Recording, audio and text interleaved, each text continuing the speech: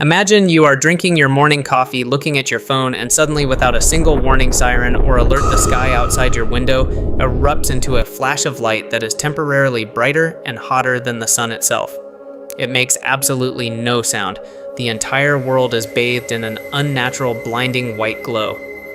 You are human, which means your brain is hardwired by millions of years of evolution to be curious about anomalies in your environment. So your primal instinct will be to stand up, walk directly over to that glass window, press your face against it, and stare up into the sky to try and figure out what just happened. If you do that, you have just triggered a bomb and placed your face inches away from the shrapnel.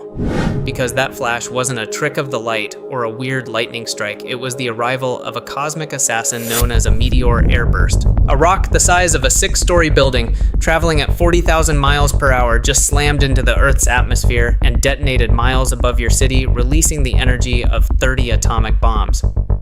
But the reason you are standing there at the window, feeling perfectly safe and totally confused, is due to a brutal and unforgiving law of physics. Light travels much, much faster than sound.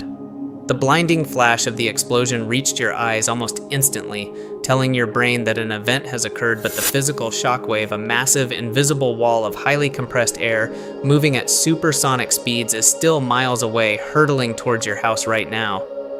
A countdown trap created by the speed of light, tricking you into thinking the danger is over when in reality the danger hasn't even arrived yet. Depending on how high up the meteor exploded, that shockwave might take 30 seconds, a minute, or even 3 minutes to reach you, giving you just enough time to let your curiosity drag you right to the most dangerous place in your entire house, the glass window. Think about the glass in your home or your office building right now. It is designed to keep out rain and wind, but under the sudden immense pressure of a supersonic blast wave, and it doesn't just break and fall to the floor. The extreme pressure difference turns every single square inch of that window into a jagged, high-speed projectile, essentially transforming the glass pane into a horizontal claymore mine that detonates directly into your room. This is not a hypothetical horror story from a Hollywood movie. This is exactly the tragic reality of what happened in Chelyabinsk, Russia in 2013 when a meteor exploded in the sky and over 1,500 people were hospitalized, not from the meteor rock itself, but because their natural curiosity led them to the windows right before the shockwave hit and shredded the glass into their faces. In this video, we are going to deconstruct the terrifying physics of the invisible city killer. We will explain exactly why a rock made of solid iron and stone can explode in thin air without ever hitting the earth, showing you how the very atmosphere we breathe acts like a solid brick wall to an object moving at cosmic speeds. We will look at the chilling Tunguska warning of 1908 to show you what if a slightly larger airburst detonated over New York or London today, leveling millions of trees and buildings with the force of a nuclear weapon, but leaving no crater behind. The bomb is already in the sky, the fuse has been lit by the flash of light, and the countdown is measured in the silent, terrifying seconds that follow. It's time to learn the physics of your own survival. Welcome to Y Zone 360. Let's deconstruct the Meteor Airburst. You are probably asking yourself a very logical question right now. How in the world did a space rock the size of a 6-story building packing the explosive yield of 30 Hiroshima bombs manage to sneak past the most advanced network of telescopes and planetary defense systems ever created by humanity? We have organizations like NASA and the European Space Agency spending billions of dollars to map out the entire solar system, tracking tens of thousands of near-Earth objects, constantly calculating their trajectories to ensure we don't end up like the dinosaurs yet. On that morning in 2013, the people of Chelyabinsk had absolutely zero warning before the sky exploded. The chilling answer to why the world's greatest scientists missed it isn't because of a failure in our technology, but rather a fundamental, terrifying blind spot built into the very geometry of our solar system. To understand this blind spot, you have to understand how we actually see asteroids in the first place, because they don't emit their own light, like stars do. They are just cold, dark chunks of ancient rock and metal tumbling through the pitch-black void of space. The only way our optical telescopes can detect them is by catching the sunlight reflecting off their dusty surfaces as they move against the background of the night sky, which means our planetary defense grid is incredibly efficient at finding threats that approach us from the night side of the Earth, looking outward into the dark, where the sun acts like a giant spotlight illuminating the incoming rocks. But what if the rock isn't coming from the dark? What if it's coming from the light?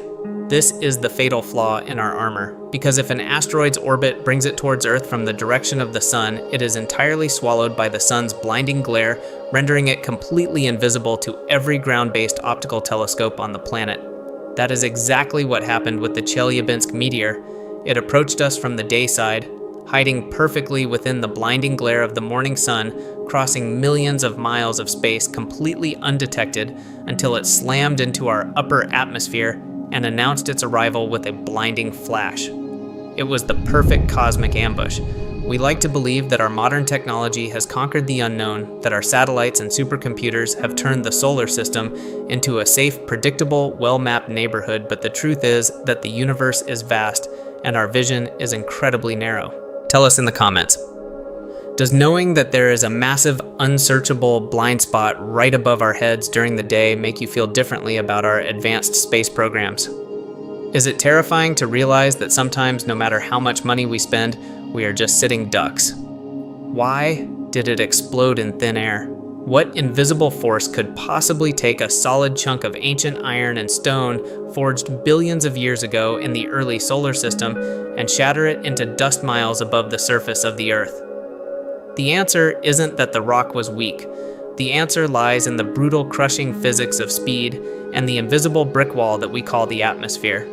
In our next chapter, we are going to dive into the extreme aerodynamics of a meteor airburst to show you exactly how the air you breathe right now can become a weapon powerful enough to crush a mountain of rock in a fraction of a second. To understand why a meteor explodes in the sky instead of smashing into the ground, you have to completely change how you think about the atmosphere. You have to stop thinking of it as a gas and start thinking of it as a physical barrier.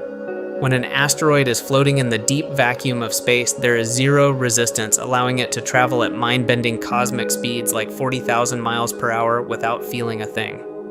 But the moment that rock crosses the threshold into Earth's atmosphere, everything changes instantly and violently.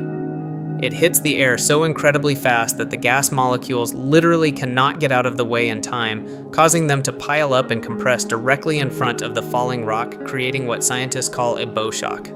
The atmosphere does the exact same thing to the meteor. As the rock plunges deeper, the air gets thicker, and the compression in front of it becomes so extreme that the air itself is superheated to thousands of degrees, becoming a glowing plasma that starts to melt and strip away the outer layers of the meteor in a blazing fireball. But the heat isn't what destroys the rock. The real executioner is the dynamic pressure. The atmosphere is pushing back against the front of the meteor with an unimaginable crushing force, while the back of the meteor, facing the vacuum of its own wake, feels almost zero pressure. This creates a catastrophic imbalance. The rock is basically being shoved into an invisible, unbreakable wall at supersonic speed. And then the breaking point is reached. The meteor doesn't just crumble, it suffers a catastrophic structural failure, disintegrating into thousands of smaller pieces in a fraction of a millisecond. This is the airburst. It is the exact moment a high-speed rock is transformed into a blinding flash of light and a devastating shockwave of compressed air that radiates outward like a planetary scale bomb. It's a bizarre paradox. The Earth's atmosphere, the very thing that gives us life, acts as a giant, invisible, bulletproof vest, destroying the bullet before it can hit the ground. To truly understand the lethal consequence of the time delay between the flash of light and the crushing wall of sound, we have to look at the bloodiest case study in modern history. We have to go back to that freezing morning in Russia in 2013 and analyze the exact minute-by-minute timeline of the Chelyabinsk trap. In our next chapter, we will watch the trap spring shut on a million unsuspecting people. February 15th, 2013, over the industrial city of Chelyabinsk, Russia. A population of over 1 million people is just starting their morning commute when the sky literally catches fire, burning 30 times brighter than the sun. At this exact moment, a 20-meter wide asteroid weighing over 10,000 tons has just succumbed to the atmospheric pressure we described in Chapter 2, detonating almost 30 kilometers above the ground with the explosive yield of nearly 30 Hiroshima atomic bombs. But the people on the ground don't know any of that physics. All they know is that an impossible blinding light has just illuminated their city in complete silence. But the shockwave, the dense wall of compressed air carrying the actual destructive force of 30 nuclear bombs, travels at the speed of sound roughly 1 million times slower than light. This created a lethal 2 to 3 minute window of absolute silence. It is a psychological dead zone. For nearly 3 minutes, the people of the city experienced the flash without the bang, a disconnect that confused their brains and triggered their deepest, most fatal instinct. Curiosity. Instead of recognizing the flash as the muzzle flare of a weapon and diving for cover, thousands of people in offices, schools, and apartment buildings did the exact opposite. They stood up from their desks. They walked away from interior walls.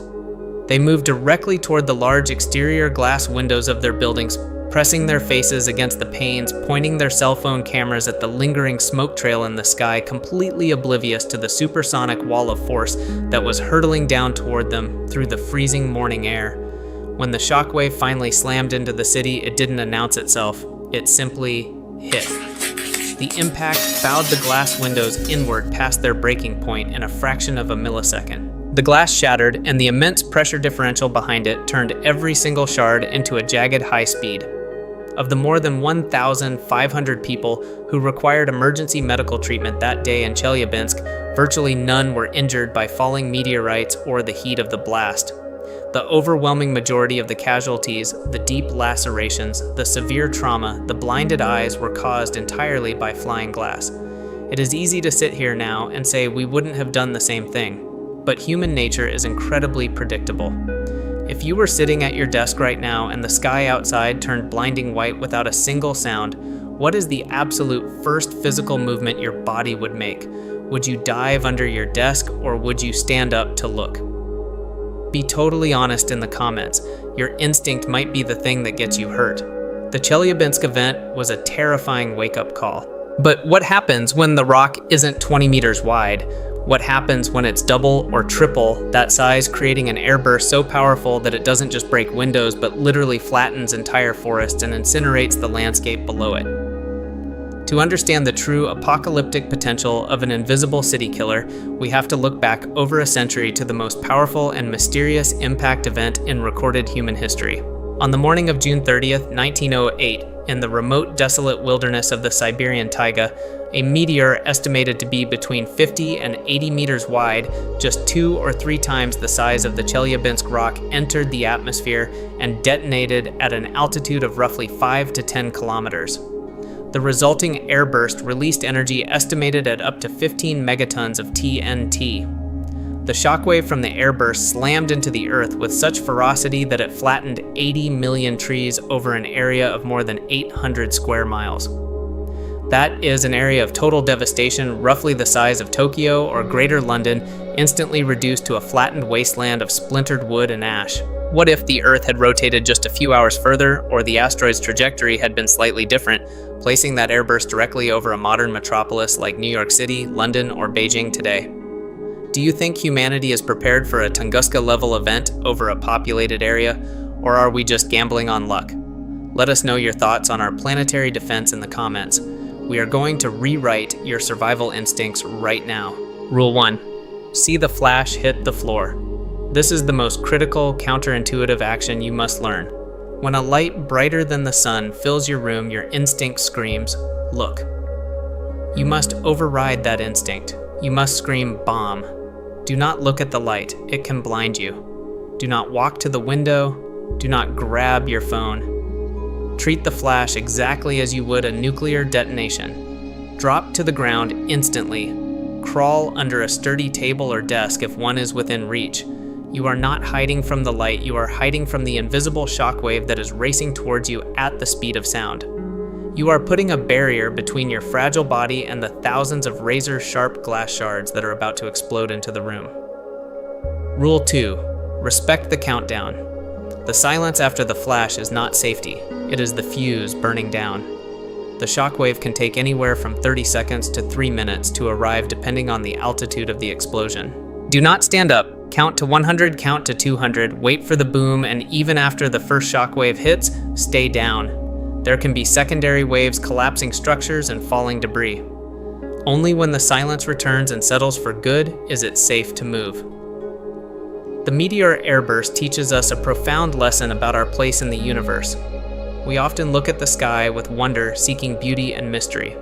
But the universe is also a place of violent high-velocity physics, We cannot stop the rocks from falling. We cannot yet deflect every invisible city killer that hides in the sun's glare, but we can control our reaction. Understanding why the window is a trap, why the silence is a countdown, and why your curiosity is your enemy is the only shield you have.